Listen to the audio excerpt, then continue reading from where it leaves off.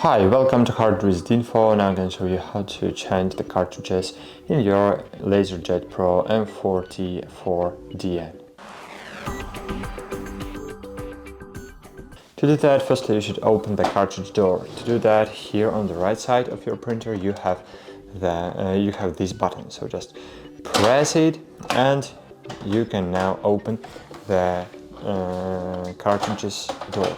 So open it, and here you will see your laser toner cartridge.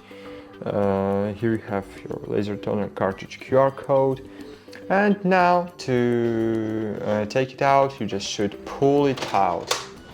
It's very easy to do. You don't need to press something or something about it. Then just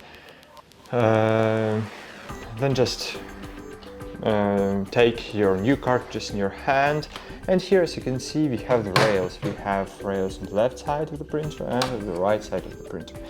And on cartridges we have these two plastic elements, this one and this one, and you just should feed them on the left side and on the right side to feed it on the rails, and then just press it and insert it all the way down. That's cool. Then just close the cover and use your printer with new cartridges. Thanks for watching, like this video, and bye. See you.